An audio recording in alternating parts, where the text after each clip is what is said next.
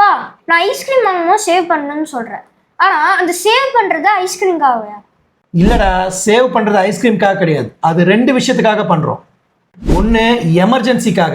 திடீர்னு நம்ம கார் வந்து பிரேக் டவுன் ஆயிடுச்சுன்னு வச்சுக்கோ, திடீர்னு ஒரு மெடிக்கல் எமர்ஜென்சி வருது, அந்த மாதிரி காரணத்தினால நம்ம பணம் இல்லைன்னு இருக்க முடியாது இல்லையா, இருந்தால் அது பெரிய ப்ராப்ளம் தானே. ரெண்டாவது, நம்ம ஃபியூச்சர் வந்து வெல்த்தாக இருக்கிறதுக்காக பண்ணுறோம். ஒரு எக்ஸாம்பிளுக்கு சொல்கிறேன் தம்பி, உன்னோட க்ளோஸ் ஃப்ரெண்டு 2 பேர் சொல்லு. ஆகாஷும் கௌஷிக்கும். சரி, இப்போ எக்ஸாம்பிளுக்கு ஆகாஷும் கௌஷிக்கும் படித்து முடிச்சு வேலைக்கு போயிட்டாங்க. 2 பேருமே ஒரு 1 lakh rupees சம்பாதிக்கிறான்னு வச்சுக்கோ. இப்போ ஆகாஷ் என்ன பண்ணுறான்னா, அவனோட 1 lakh rupees வந்து அவன் ஆசைப்படுற பொருள் எல்லாமே வாங்கிட்டு லைஃப்பில் என்ஜாய் பண்ணுறான். கௌஷிக் என்ன பண்ணுறான்னு பார்த்தீங்கன்னா, நம்ம வீடியோலாம் பார்த்து இன்வெஸ்ட்மெண்ட் பற்றி அவனுக்கு புரிஞ்சு 30,000 rupees, அதாவது 30,000 ரூபாய் வந்து அவன் சேவ் பண்ணி இன்வெஸ்ட் பண்ணுறான். ஒரு 15 years கழிச்சு கௌஷிக் கிட்ட பார்த்தீங்கன்னாக்கா 1.5 crore rupees இருக்கும். ஆனால் ஆகாஷ் பார்த்தீங்கன்னா ஸ்டில் ஒர்க் பண்ணிகிட்டே இருப்பான். அந்த பணத்தை வந்து அவன் செலவு பண்ணிட்டு தான் இருப்பான்.